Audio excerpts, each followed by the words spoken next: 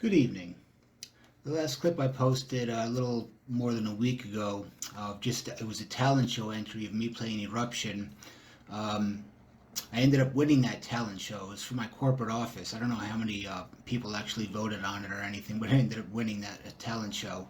So at that point, I thought I'd make the video public, and for some reason, this particular version of me playing Eruption took off and ended up getting, I don't know how many views it has now. It might be up to 70,000. Um, but a lot of people like the tone. Some guys said, playing was so here and there, but they liked it. They liked the tone anyway. So I thought I'd do a video breaking down the tone. And what it is if you can see right here, we're in HX Edit. So I'm in my HX Stomp. The entire patch is right here in front of you. My board has two stomps, and I normally use this one that you're looking at for just amps. So I normally run all my wet effects in my second stomp. But for the purposes of this, I switched a couple things around in this patch. I didn't have to touch the tone, but I added a reverb and delay. So in this patch now you got an entire full sound. It's got reverb and delay. It's got the plate reverb. I'm trying to emulate the best I can based on what we hear on Van Halen 1. So this is kind of what the core tone sounds like.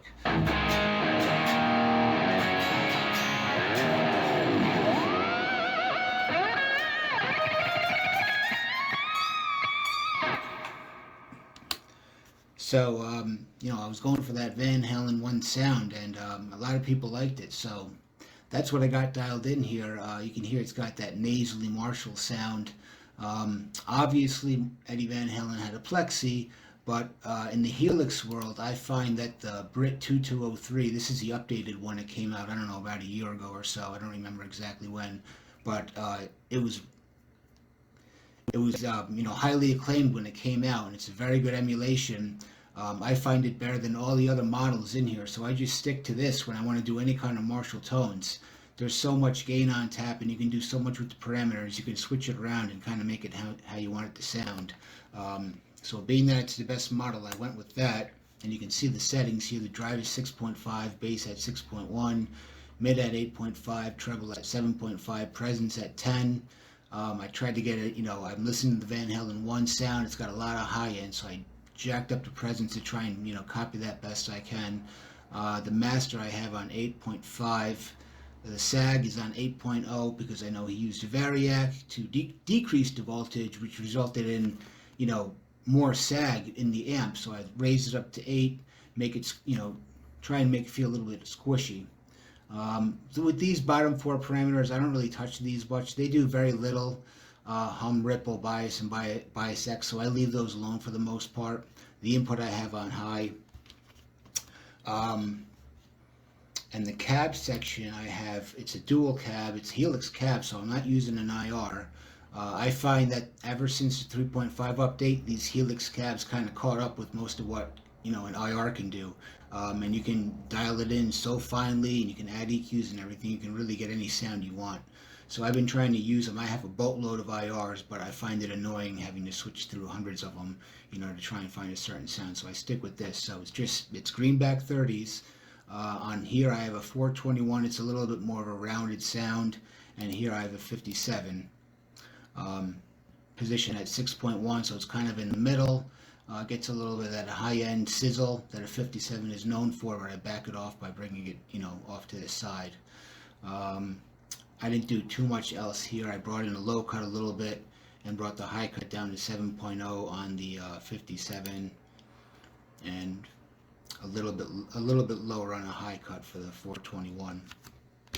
But these Helix cabs are great. You can do so much with them, and I find them really, the quality was really good ever since 3.5. I just have a little low and high cut EQ, low cut at 100 Hertz and high cut at 6.5, trying to get rid of that digital sizzle.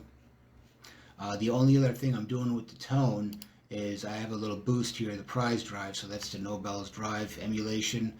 It's a really good emulation of that pedal, and I like it more so than the typical tube screener emulations in here. This one's really good.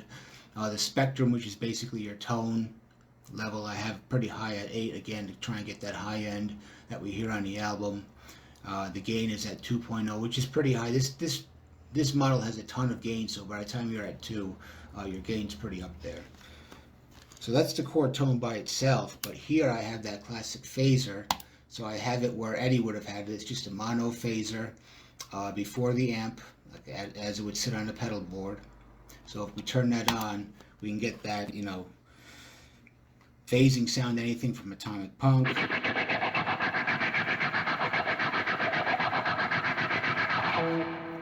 to, you know, the triplets in Eruption where you hear the phasing in the background.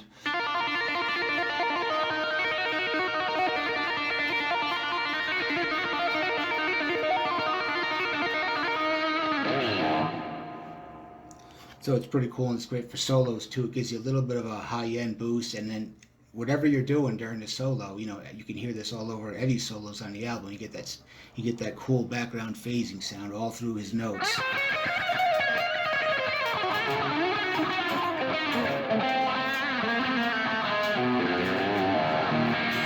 If I could play that lick.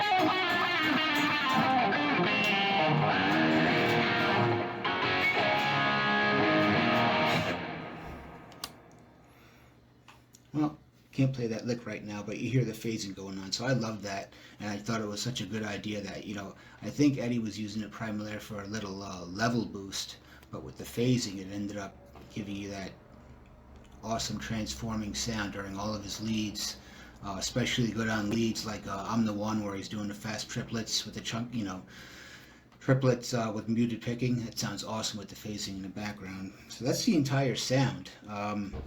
With the reverb, you know, I know they used a plate on the album, so I went with a dynamic plate. Not too long of a decay, 3.1, pre-delay 55, dampening, which is kind of a, you know, high-end cut at 5.9. That was just kind of arbitrary right there. I turned off all the modulation on that effect. The mix is at 37, and a little bit of a low cut at 100 hertz, and a high cut at 9.0. And the delay is just a simple stereo delay. I didn't have any DSP for anything else other than a ping pong and a duct. I like the simple delay, you know, just get that kind of subtle delay in the background. So that's kind of what he had going on the album too. But that's the whole tone. It's available for download on the Line 6 custom tone website. I just uploaded it there tonight. So if you wanted to check it out on your own HX device, check it out. I think it's great. Like I said, it got a lot of positive feedback, so that's mostly what motivated this video, just hearing, you know, other people enjoy the tone. So I thought I'd break it down and offer it to anyone who's living in the HX universe like I am.